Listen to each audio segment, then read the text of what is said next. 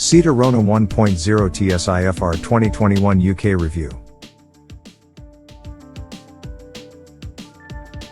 But before we start, please support us by pressing the like and subscribe buttons, so that we can continue to provide information about car and motorcycle news.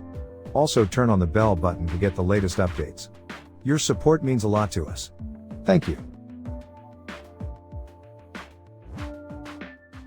The class of supermini-based small crossovers can be a frustrating one.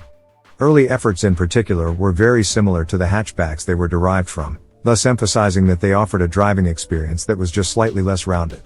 When it launched in 2017, the Seat Arona was the first to show that B-segment SUVs could have some decent driving dynamics, as well as tick the important practicality, economy and budget boxes. Since then, the class hasn't stood still. The Ford Puma has redefined what a sporty crossover can be, and cars like the current Vauxhall Mokka and Peugeot 2008 feel far less like a tall Corsa or 208 than their predecessors. Can a facelift keep the Arona competitive? On the outside, the changes seem limited.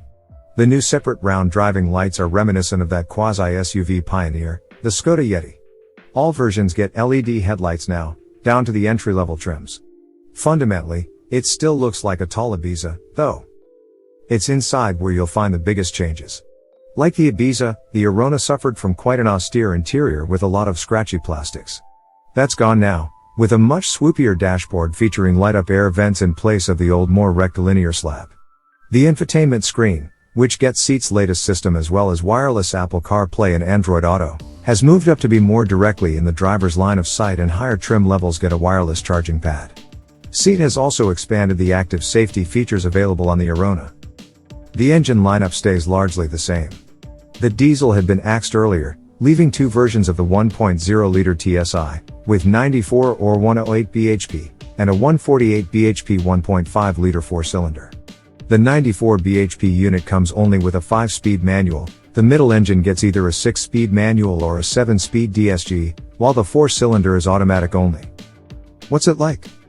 Facelifts rarely bring any fundamental changes, so the Arona still feels essentially like a taller Ibiza.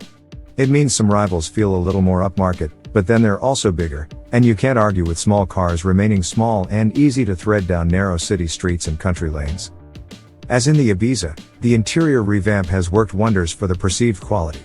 You'll still find some coarse materials, that's par for the course in this class, but it looks and feels modern, and the other fundamentals are still sound, with a comfortable driving position, plenty of space and mostly sound ergonomics. On higher trims, the Arona now also has some more advanced active safety features.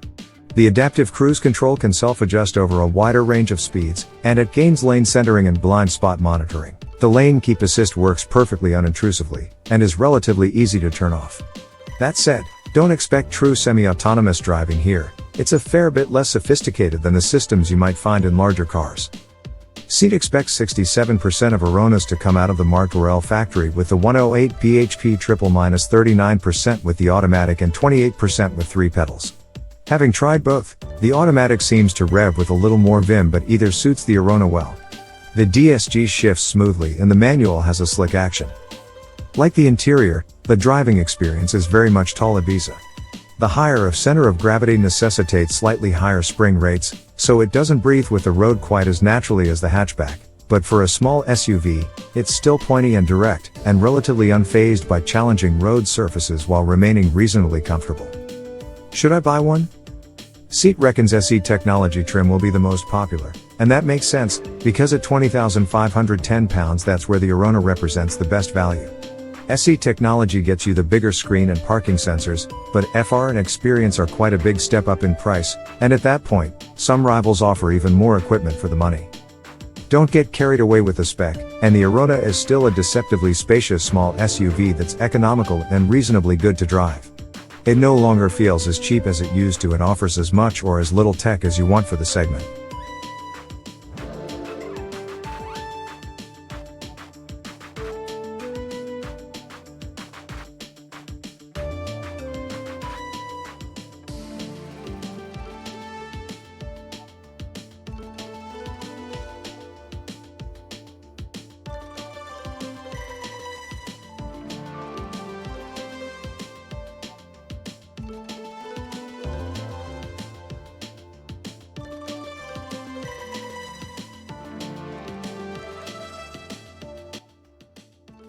Thanks for watching. Drop a like, leave a comment, And don't forget to subscribe to watch more videos like this.